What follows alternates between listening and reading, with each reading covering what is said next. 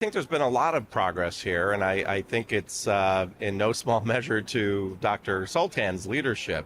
I know he's come under a lot of criticism, but I think it's refreshing that we have a CEO in charge that actually wants to get things done and tracks progress, and that's ultimately, I think, going to we'll have a more successful COP than we've ever had since 2015 and in Paris. So hats off to him and the UAE presidency. But we had these 50 oil and gas companies announce these decarbonization targets and methane reduction targets, which is really remarkable. I suspect more will join that once people see what the fine print is all about. So I think that's very encouraging. There's also been a lot of climate finance money with the Altera climate investment vehicle that the UAE announced, $30 billion in new technologies, new clean energy technologies, which is badly needed.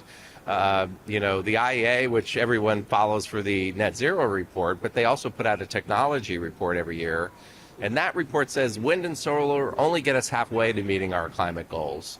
And we have to do very aggressive wind and solar to do that. The other half has to come from new technologies like hydrogen and CCUS, fusion, maybe things we're not even thinking about now.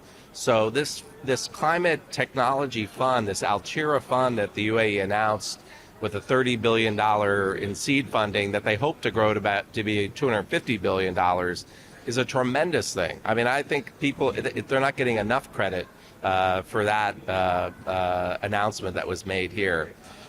But really, methane is a huge deal, getting countries and companies to sign up for methane reduction. This is how we can really accelerate progress on climate change. And of course, doing more on CCUS. I think this COP, previous COPs have all been about renewables, I think. And this COP, I think, is broadening it because it's a much bigger problem. And we need all different kind of tools to be able to address the problem. And so I think they're being very comprehensive about this COP and the different solutions. So I'm very encouraged, actually. And we'll have to see now that the delegates are getting down to the hard work on negotiations of language and everything. But I think the announcements already made by the COP presidency itself are really big.